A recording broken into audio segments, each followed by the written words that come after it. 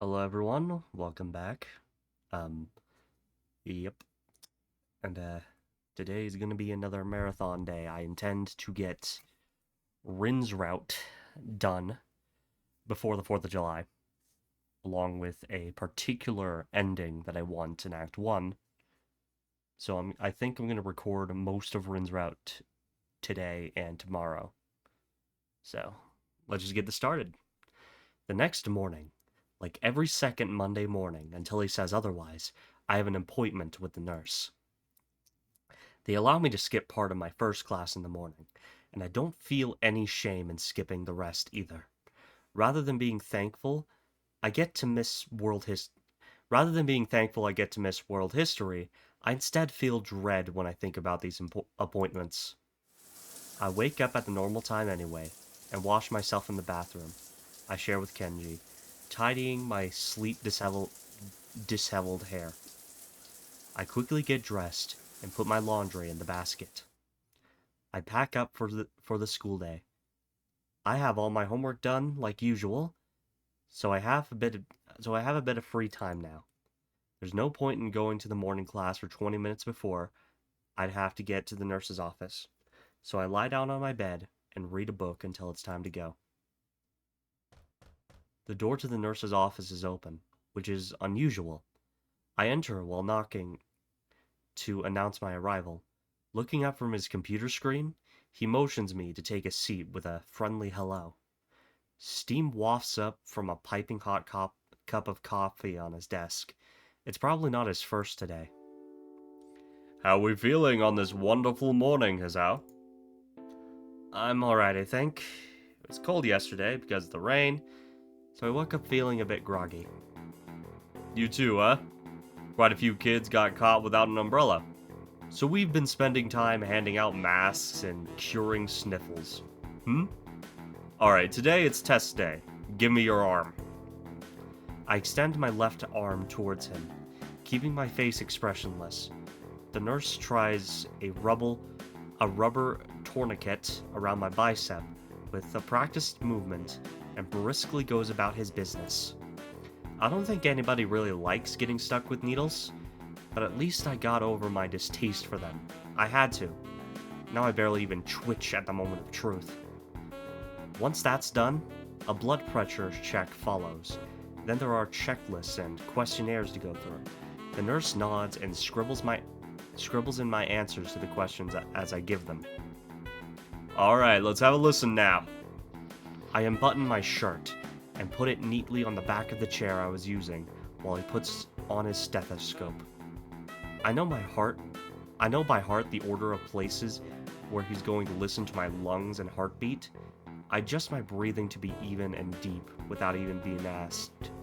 It's become routine now for both of us. It's funny. This is pretty much the only time in one's life when you really concentrate on breathing and nothing else. It has always amused me. Well, I mean, there's meditation, right? That can help you focus and stuff like that. There's also, trying not to drown.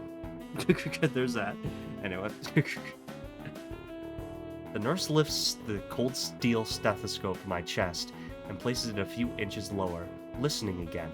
The contact of the metal makes me flinch on reflex, even though I was expecting it. He furrows his brow, but I can't tell if it's because he's unhappy or he's trying to pick something specific out among the complex multitude of irregularities in my heartbeat. Is there something wrong? Please don't talk. I shut up and become more anxious. The nurse is nice, but I can't help disliking these mandatory checkups. I wonder if I'm going to end up hating all medical appointments from now on because of these. He finally lifts the circular metal plate from my chest, allowing me to talk again. Everything seems to be fine. Are you feeling alright yourself? I suppose. I was out yesterday when it was raining, and yeah, I really felt a bit under the weather in the morning. Maybe I caught a cold. Were you with Emmy? She came down with a cold too. My people told her to stay in bed for a day. My people told her to stay in bed for a day or two. Really? I mean, I was with her, but I didn't know she got sick. I guess it was a dumb thing after all, for her to go out in the rain like that. Yeah, well, let's put that aside. Everything seemed to check out for you, but remember to be careful. Of course.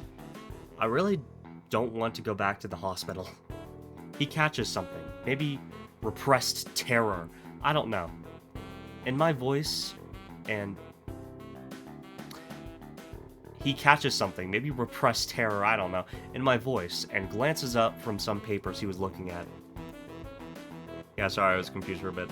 Hey, don't worry, at this stage, it would take a huge crash in your condition to get you re-hospitalized. That doesn't really assure me, but grumbling about it to him won't make any difference. I quietly take my leave. Walking along the corridor from the auxiliary building to the main school building, I encounter a young female nurse coming the other way. She smiles at me when we pass by each other. The lobby is empty of people. No surprise, since classes are still going on. I hear muffled sounds of discussion coming from behind the first floor classroom doors. I glance at my watch. I'd have to rush to get to my classroom in time, and I don't feel like going to class anyway, so I decide to climb up to the roof and have an extra long lunch break. Emmy promised she'd bring something for me today, but if she's sick, that's probably not going to happen. I'm not feeling hungry anyway, so it's all the same. The climb up the steep stairwell to the roof is oddly liberating, almost like losing weight. I feel satisfaction that it doesn't wind me as badly as it did the first time I came up here. I push open the squeaky door at the top and step into sunlight. The chain link fence allows for a grand view over the treetops, all the way to the gray silhouettes of downtown further away. The dreary weather of yesterday is just a memory now. The silvery blue sky seems to be a mere arm's reach away. I forget for a moment that I'm in a bad mood. The warmth of the sun soaks into my bones, making me feel drowsy and lazy instead. The bells ring for lunch break, startling me back into reality. Soon afterwards, the quad below me bursts into life. Students pour out of the doors down on the ground floor, intent on enjoying lunch at the quad and the lush gardens in this perfect weather. When I hear the door to the stairwell being pushed open, I don't bother turning to see who it is. The intruder starts coming towards me with uneven footsteps. The little river stones the roof is covered with rattle and crunch underfoot. The footsteps stop a few feet behind me, followed by a silence. I look upwards, into the glowing eye of the sun, absorbing its warmth with my whole body. What are you doing? I turn around out of courtesy at her first words, to behold the slim, awkward figure of Ren Tezuka. She looks very much like herself today, too. Her hair is maybe a tad more messier than usual, as if she just got out of bed. She stands with her weight shifted onto one foot, looking at me with mild curiosity, as if I were something in a store's display window. I don't know, just spacing out, I guess. What about you? Emmy promised food. We usually eat here. I'm afraid you're going to be disappointed. I heard Emmy came down with a cold. I guess that makes sense. She wasn't in class. It's not that common to get a cold in June, though. You don't think she went running at the track afterwards like she said? The rain must just kept going. Probably. In the rain? In the rain. That sounds like a bit too much for just keeping up with training regimen. Emmy is a hard-headed one, though, so I can see her running in the downpour just because she had to. Well, that's obviously overdoing it. Probably why she came down with that cold, too. But I guess it's kind of cool. Speaking of that, I'm not feeling well either. Achoo! Rin sneezes pretty hard, failing to stop it in time. She cranes her head down to wipe her nose and her shoulder, so deciding that it would be too unladylike, I pull out my handkerchief and hold it to her nose. Here, bless you. Thanks. She clears her nose, and I dab the handkerchief gently on it, wiping it clean. Her nose is really cute, oddly enough. It's probably the girliest part of Rin's face. I think I'm blushing a little, but Rin doesn't notice. Thanks. I think it might be coming up or down with something too, like I was saying. I hope not. Rin doesn't seem to be bothered about eating, so despite the lack of Emmy-provided lunch, we stay up on the rooftop. She comes over and stands next to me, right up against the fence, looking into the same abstract distance as I am. Nobody else seems to be coming around to intrude upon this calmness either.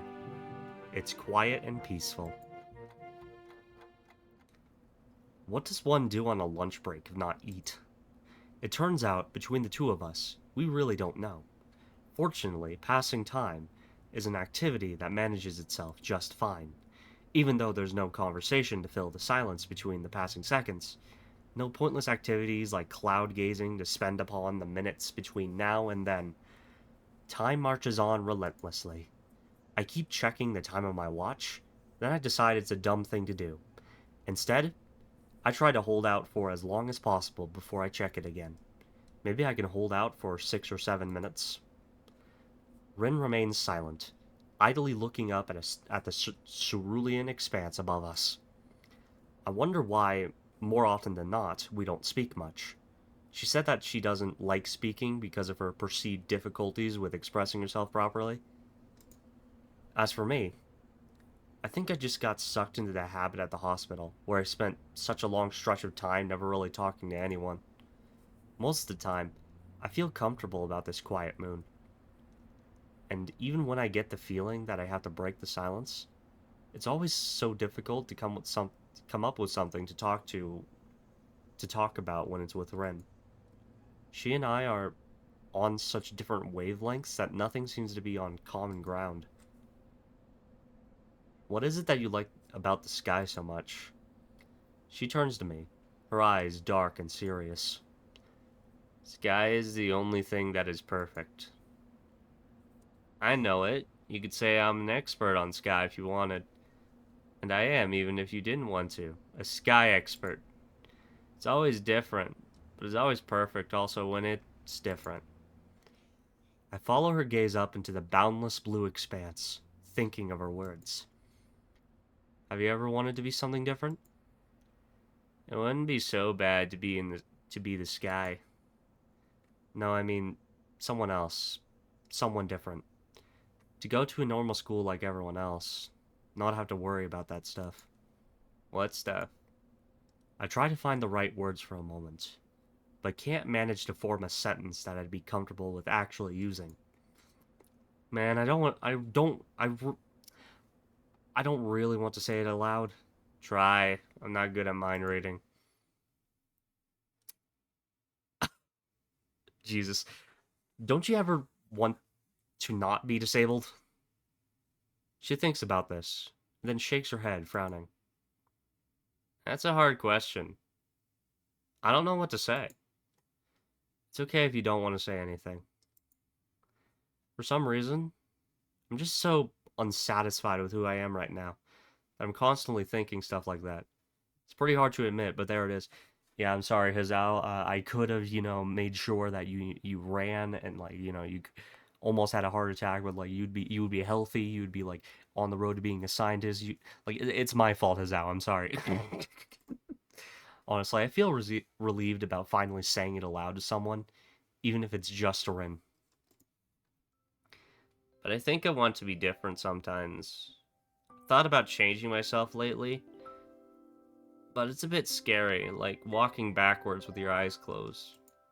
The difficult part is to know where your toes are not pointing.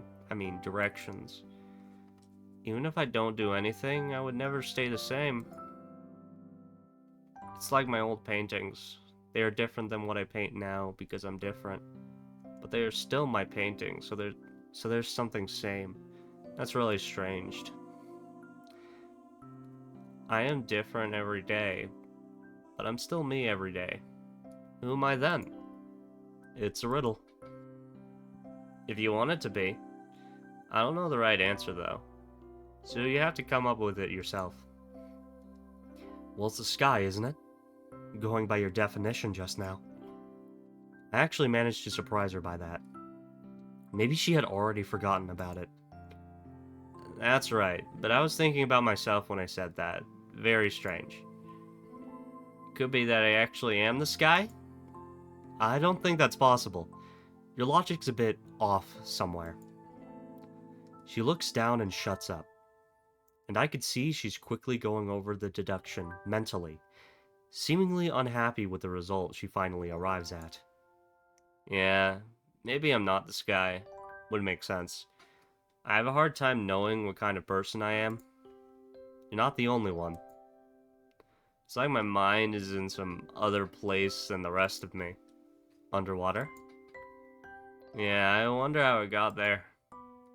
I have no answer, so a brief silence falls between us for a moment. I shift my gaze back to the sky above us. The last time I really paid much attention to the sky was... I guess it must have been at the hospital. I could only see a thin strip of sky from the window of my room. If I walked up to the windows and pressed my face against the cold glass, the strip became bigger, but not by much. That sky made me feel sad and lonely, a reminder of the world on the other side.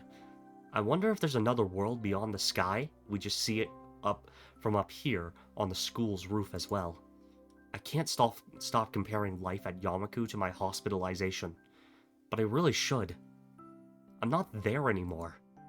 The narrow sky from the window of my hospital room, the faces of the doctors, the faces of my parents, the off-white walls everywhere, Iwanako's letter echoing words she never said. They're things of the past now. I wish I could forget everything up until now, and that time would stop completely. There would only be me. There would only be me, Rin, and the sky.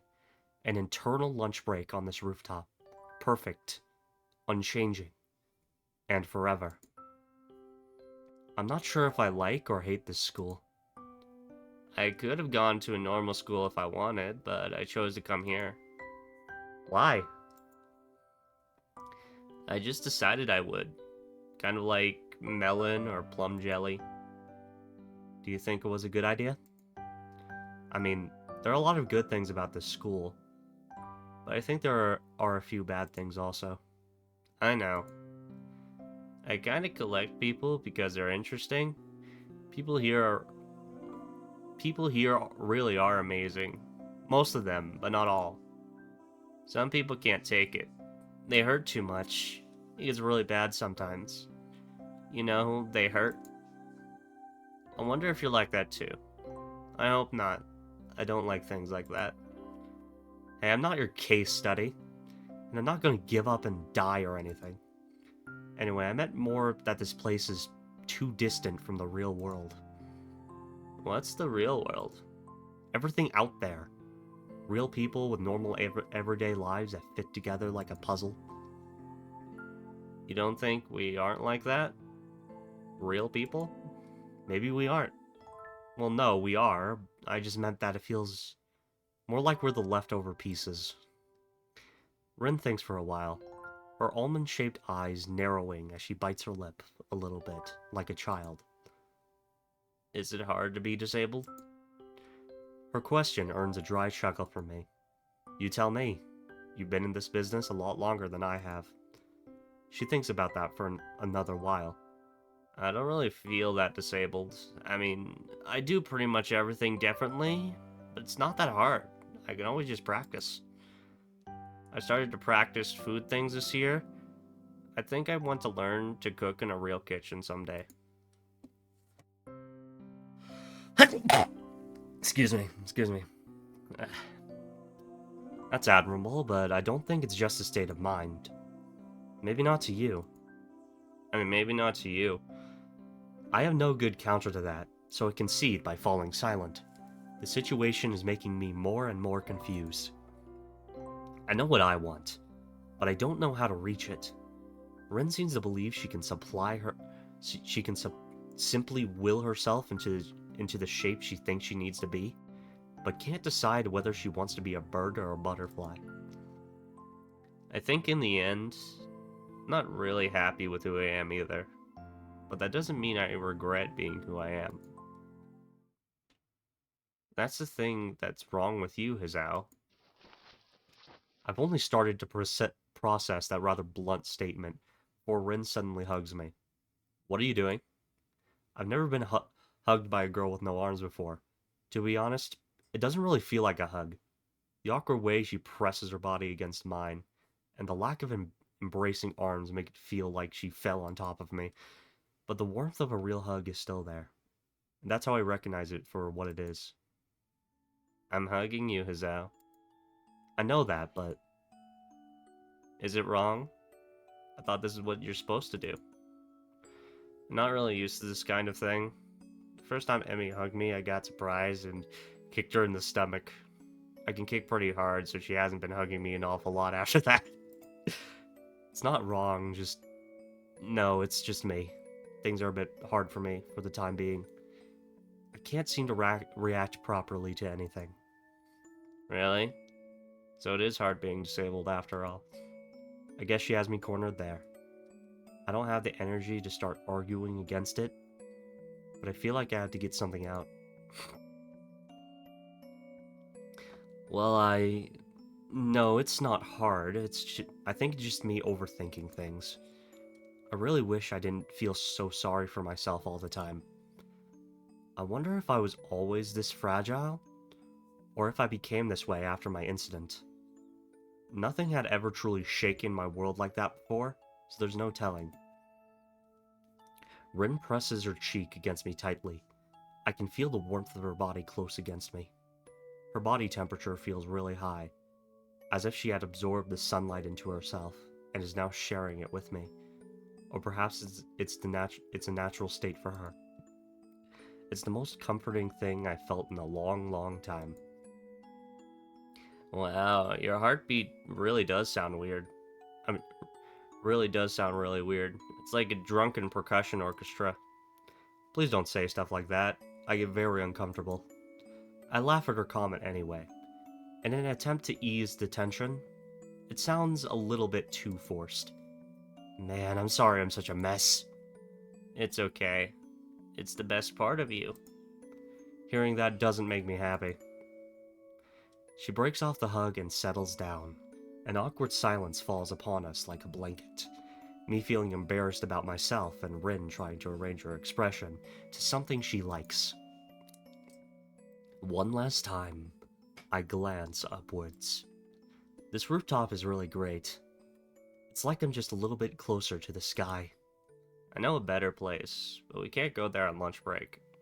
I can take you there sometime if you want. The bells ring for the beginning of the afternoon classes, and Rin stands up to make her way downstairs. I don't hurry after her, deciding to stay up here just for a little while longer. Thanks for the hug. Thanks for not kicking me. After Rin leaves, I finally let tears roll down my cheeks and cry for my condition for the first and only time in my life. Then I cast away that hollow person lying on the hospital bed forever.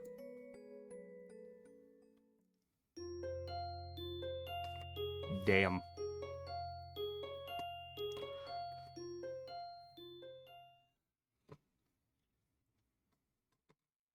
Two days later, I'm feeling less miserable.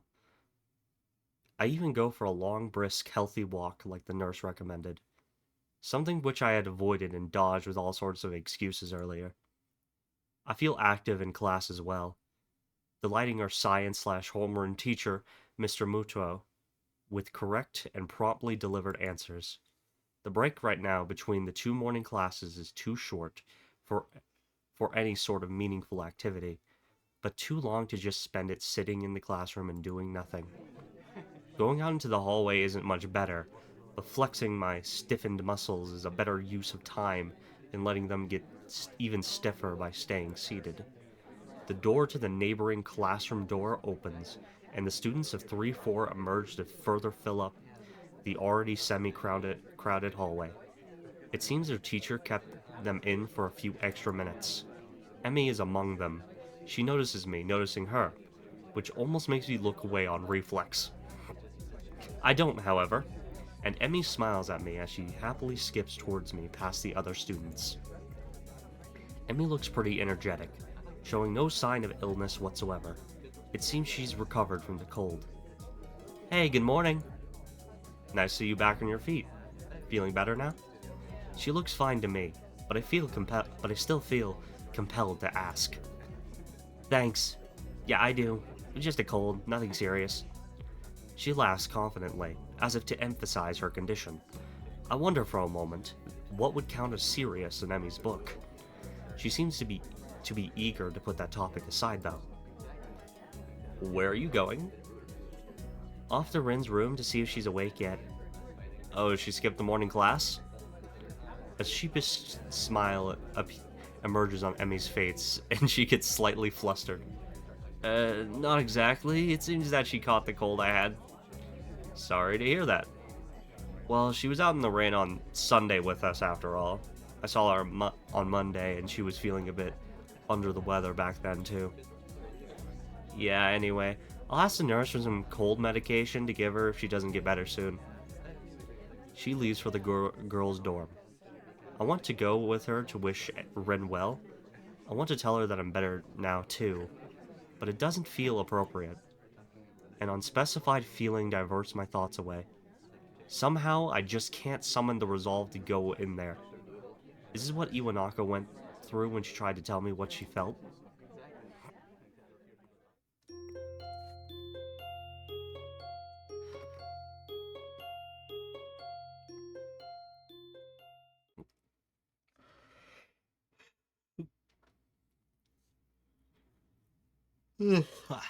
Even though I'm feeling more energetic, I'm still hesitant about going over there to talk to Rin. It's not until 2 days later, on Friday, that I finally gather enough courage to enter the girls' dorm. I ask the first person I meet inside for directions to Rin's room. I knock on Rin's unmarked door, and wait. After a few seconds of silence, I hear something rustling inside the room. I start wondering if, maybe, I should have brought something for her, like a can of warm coffee or some oranges. I could have peeled them for her. Well, too late now. The door opens soundlessly.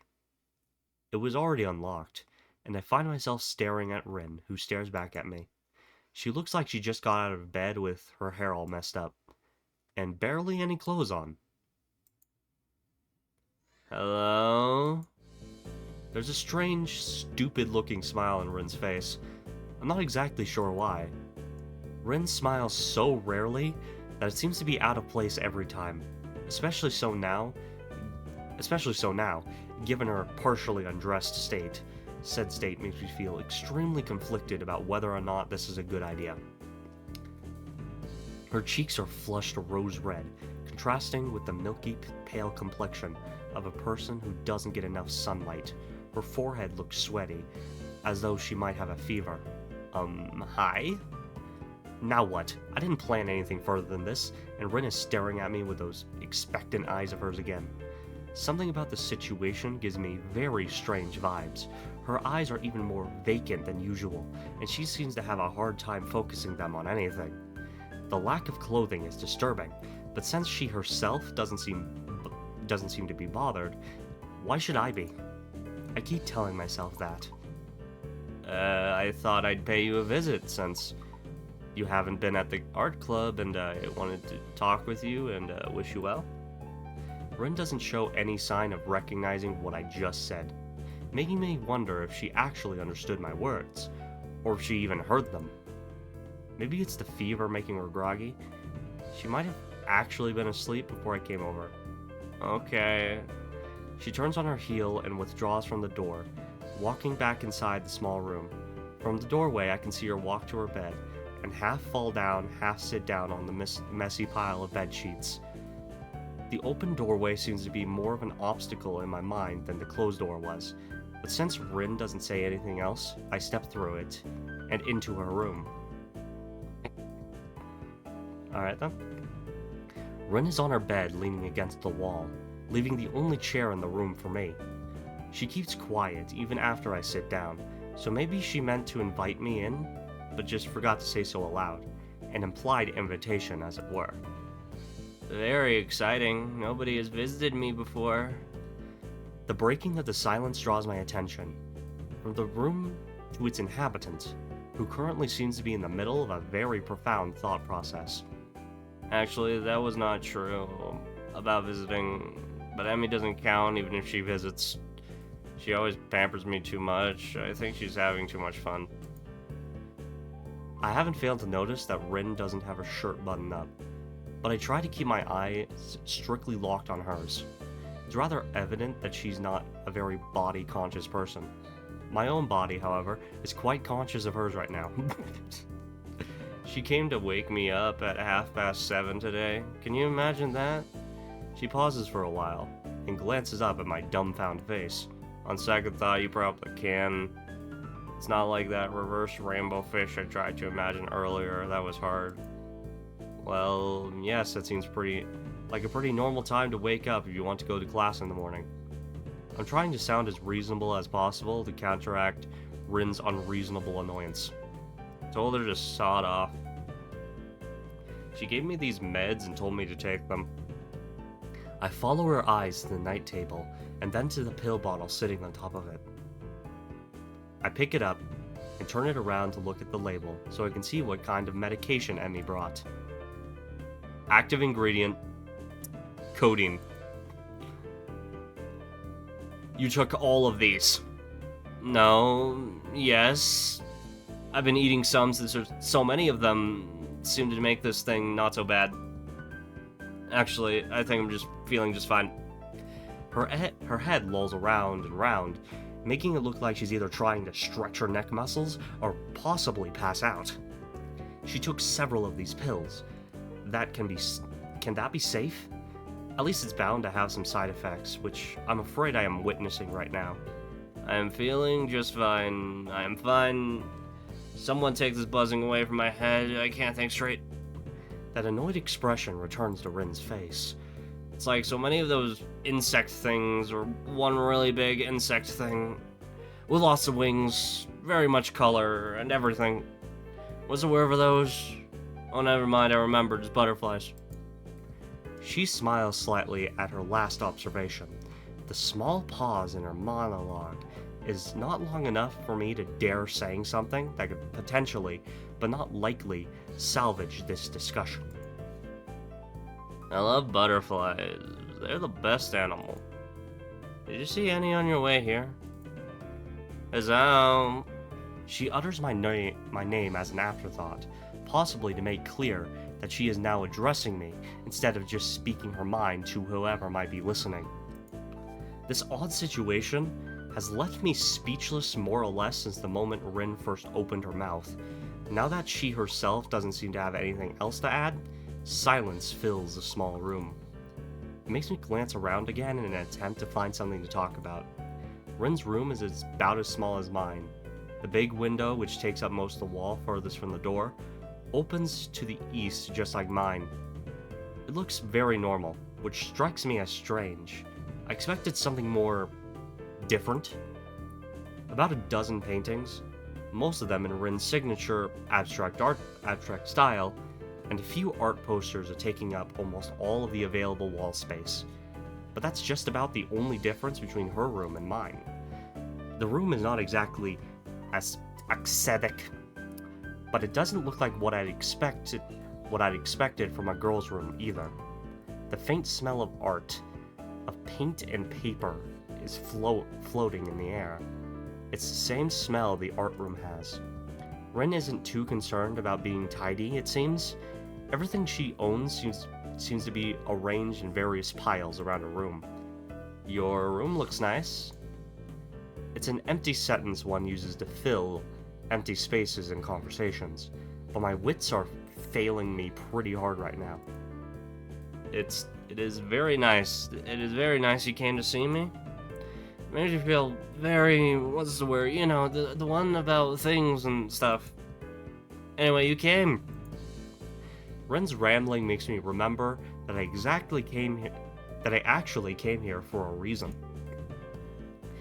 Hey, about what we talked on Monday? On the rooftop, remember? Rin doesn't seem to be exactly attentive right now. Not that she ever is. I plow ahead and get it off my chest anyway. I wanted to tell you that I'm going to be better from now on. I guess. I hate being pathetic, so I decided that I'm not going to be. Anymore. I guess that's all. Okay, isn't that good? The blurry words flow out of her lips slowly and uncontrollably. I'm happy for you, I think. That's what I think. You shouldn't look so sad all the time. I mean, looking sad is fine if you are not sad. But you look sad like you actually sad. That's no good. Are you on some, like, training camp where they make men out of boys or mountaintop meditation? No, I don't think so. I guess that's fine, too. The sentences come out of her mouth, and probably her brain, one at a time with a small pause between each, making her gibberish hard to understand. I think it seemed like a good idea. Maybe it's not. Rin finishes with one more line, getting to say the last word over herself. An impressive display of what I can only describe as mental shadowboxing. While I'm embarrassing myself, I might as well tell you that I'm sorry I said some stupid things to you last week. It's your own business to decide what you're going to do. She seems to not register my words at first, but then understanding lights in her eyes, and she waves her head around in a way that can be interpreted as anything. It's okay. I probably said some stupid things too. It's just sometimes a bit hard to keep my thoughts the way I like them. They're not very straight most of the time. Not that I want to have them straight. I wish they were at least in some shape. Round is fine too, but I need more definition. My thoughts are very messy. Messy. She repeats the word melancholy, then flops lying down in her bed and nuzzles her head against her pillow, shutting her eyes. Enough. Tired. You should go. I'm going to sleep again. She opens one of her eyes to look at me. Was it you who likes to Was it you who likes to look at sleeping girls, or someone else? Maybe there were many of those. I can't remember. You can stay if you want. No, I'll leave. I have to do homework anyway. I stand up from the chair and take a step towards the door. Wait. Her request stops me in my tracks. Not that I intended to scoot off right away. I look over my shoulder at the girl lying her head again, with the strangest kind of smile on her features. She should smile more often. I can walk you to the door. It's the least a gentleman can do. Rin giggles like a little kid, making me beyond absolutely certain that she took far too much of her cold medication today. I've always wanted to say that. Slowly and with difficulty, Rin first rises to a sitting position again. Then she stands up, with even more difficulty, and more slowly still. Rin is standing, although barely. It looks like she has trouble keeping her usually decent balance. Again, probably a side effect of the medicine. She takes an unsteady step towards me, then another smaller one, as she notices that it's not a good idea to try to take big steps. I feel my muscles tense as I prepare to catch Rin if she falls down. She manages to take 2 more steps before she falls against me. To my surprise, neither her downwards momentum nor our slight height difference are able to stop Rin from pressing her heart-shaped lips squarely against mine. As our lips part, after a confusing moment of nothing but the taste of Rin, I look down at her, trying to find some explanation for this bewildering event. The euphoric smile of a madman broadens on Rin's lips again, and I wonder if I'll remember this tomorrow. I'm absolutely stumped on how to respond. Rin takes a step backwards, separating her body from mine, and making me only now realize that they were even connected in the first place. The second step is actually a fall backwards, luckily straight onto her bed. The soft thud Rin's thin body makes against the mattress breaks silence. I quickly move over to her to see if she hurt herself, only to be met with the peaceful face of dreaming. Rin sleeps. She is lying diagonally across the bed, somehow managing to have simultaneously falling asleep while standing up, and fallen down in a way that she didn't injure herself. Fool's luck. I tuck Rin in, covering her eyes with the sheets as well as I can. She feels very light, even though I am not that strong. I stand up to look at her. The oval-shaped face, the dark eyelashes shut against the feverish cheeks, the slender body covered with pale sheets. Rin sleeps. A conflicts plural churn inside me. I think about calling a nurse to keep an eye on her, but decide against it. After taking one more glance at her peaceful face, I decide that she'll be fine. I do pocket the remaining pills, though. I exit the room and close the door soundlessly behind me. I exhale deeply, only now realizing I had held my breath for the better part of a minute. Taking a moment to relax, I try to calm down my heart racing like a jackrabbit.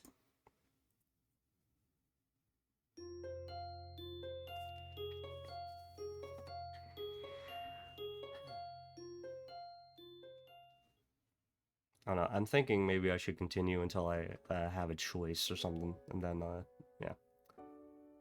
Yeah, although today I am going to marathon this, so I mean, I'm talking about, like, stopping the recording and then continue it, yada yada yada. I had trouble getting to sleep that night, so the next morning finds me exceptionally groggy. I briefly consider skipping class, but remind myself that I was supposed to be a stronger person now. I get up like a good boy and put on my uniform. Then I make my way to the main school building without eating breakfast. I sit in my seat at classroom 3-3, waving a greeting to Misha and Shizune like I do every morning, and let the day wash over me. The afternoon classes are always longer than those in the morning. This is true regardless of whether I count it by the minutes, by the number of doodles drawn in my notebooks. Today, I'm especially distracted as I keep thinking about Rin. Did I manage to properly tell her that I want to get better? Did she understand a word of what I was saying? I think about the kiss we shared and what it means. She was so out of her mind, maybe it means nothing. But we have been getting closer lately. What does that mean? I think about Rin more and more nowadays. I wonder if she thinks about me. The ringing of bells makes me flinch, and then realize I haven't been paying attention during the latter half of class at all. I look at the assortment of sketches traveling up and down the margins of my notebook, the only thing I got done in the last hour. Feeling vaguely disappointed in myself, I pack up and get to the hallway. Rin is standing right outside the door, her presence stopping me in my tracks as soon as I spot her. Her posture is relaxed as always, but I suddenly feel like I just ate a crowbar. I'm having a hard time meeting her gaze. She doesn't seem to have any trouble looking at me, but those dark eyes are making me feel flustered for no reason. It's hard to look straight at her, so I turn my face away a little.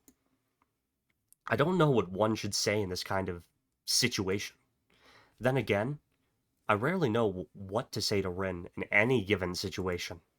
Hi? Hello? I try to get rid of the awkwardness in my voice and invoke a more natural way of speaking. I suddenly worry about where I should put my hands. It feels like they're in the way somehow. How are you feeling? You were pretty out of it yesterday. I'm okay. What do you mean yesterday? You don't remember? She tilts her head to the side like a bird, looking somewhat confused. Remember what? I have a pretty bad memory. About yesterday? What about yesterday? I came to see you and I don't remember that kind of thing happening. She really doesn't remember. I don't know if this is a good thing or a bad thing, but I feel disheartened all the same. I remember that I promised to show you one place though. Did that happen for real? Maybe I just think that I remember that, but I really don't. No, that was real too. Okay, do you want to go? Now? Yeah. Well, sure, why not? Is it far? It's not. Together we walk downstairs and then outside. The usual summer day, whirring cicadas and all, greets us. It's immensely hot, and without the air conditioning the classrooms offer, I start sweating immediately. We start along the tree-lined pathway that leads towards the dorms. The cherry trees offer shade. With the sunlight blinking through the holes in the canopy, the light creates a chaotic pattern of shadows dappled with bright places where the beams hit the pavement. Rin's eyes are wandering in every direction but mine. I get the feeling that it's intentional. She leads me to the back gate once again, taking us through it and into the forest beyond. As before, the dropping temperature and the drastically reduced levels of light make it feel like the forest is swallowing us into its cavernous belly. We head uphill along the same path as last time, snaking around trees and boulders, over roots and rocks, past wild undergrowth. A bird sings somewhere in the woods, soloists for the humming background music of the treetops. We go past the small clearing with the big maple that is now called the worry tree. The climb steepens, then becomes easier again. I have to stop a few times to catch my breath, then hurry after Rin, who doesn't stop to wait for me. Soon I'm out of breath again. Suddenly the trees end, and we emerge from the forest. The boundary of the woods is sharp and abrupt, as though a line had been drawn to mark it. The hill continues to climb up a little further ahead, but from there to the top, it's a rocky meadow. Patches of grass and small bushes that look like they are growing straight from the rock. We soon reach the highest point, with the forest behind us, and the view to every direction opening in front of our eyes. The city lies far below and away, lazily reveling in the quiet afternoon reveling in the quiet afternoon mood. You can see pretty far from here, and the vista is beautiful. I wonder how high up we are.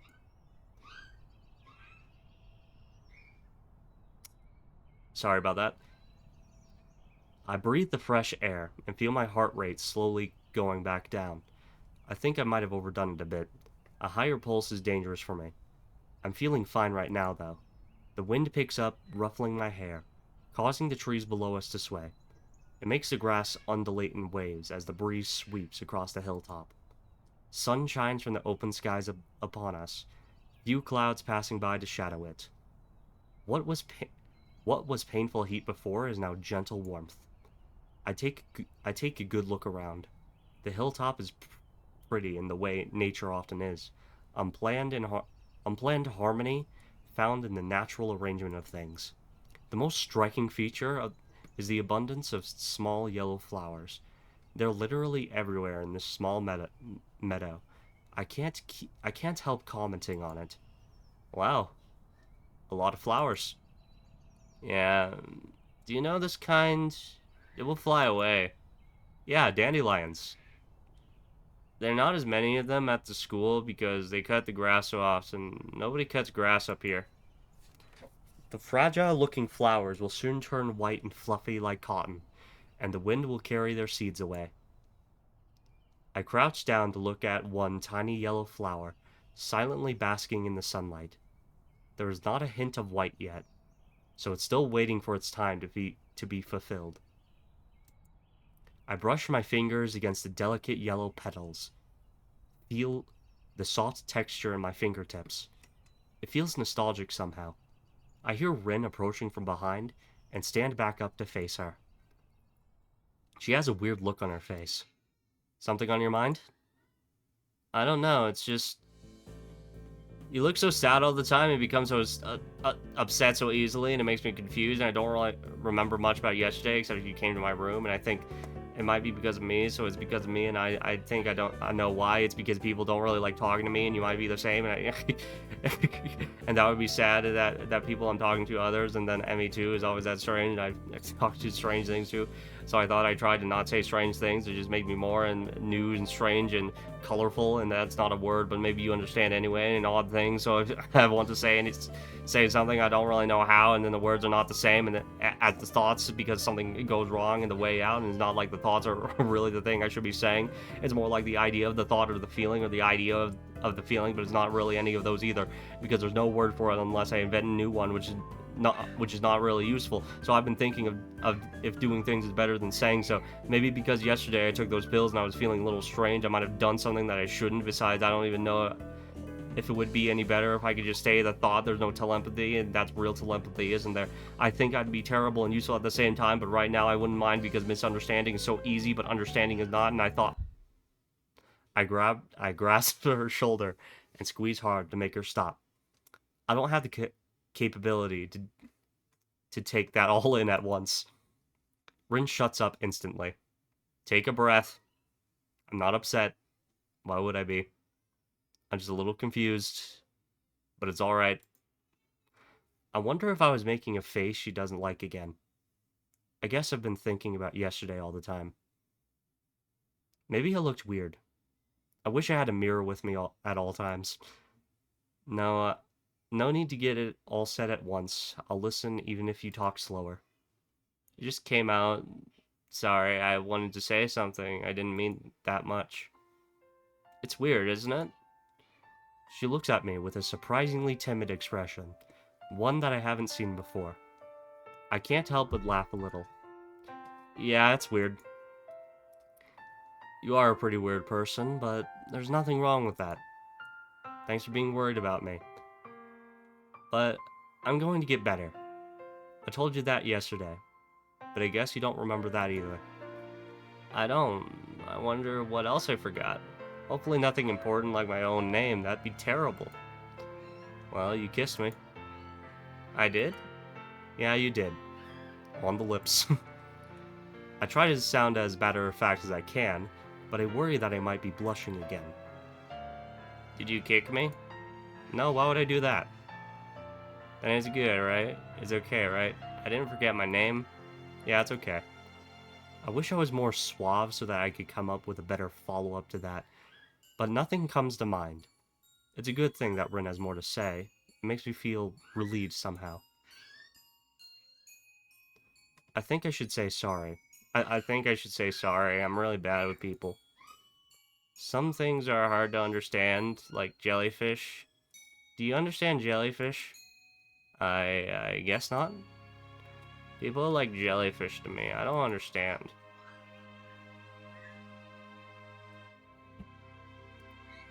Now it's her turn to make a face I don't really like seeing. I've never really had friends. Okay, so this is an interesting option. I'm going to save here. Right. What the... Dandelions. Yeah.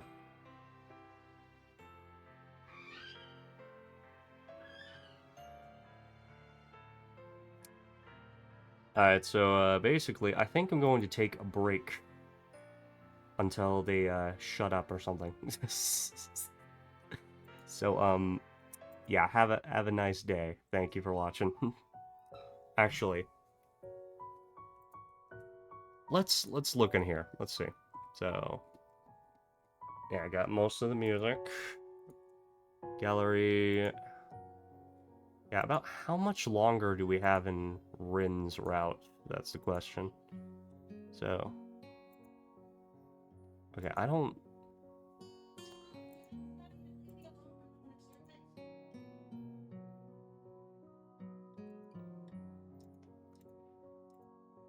Yeah, 18 further images, then cinema. So yeah, have those. Okay, so 36%, and I got all of Emmy's scenes. Yeah, there's a lot of the Act 1 I still need to go through, but you know. Then Rin, what does this look like? So, okay, well, I mean, oh, well, I guess I'll have to like wait for later. Other than that, Um, well, have a nice time. It's been Dean the Autist.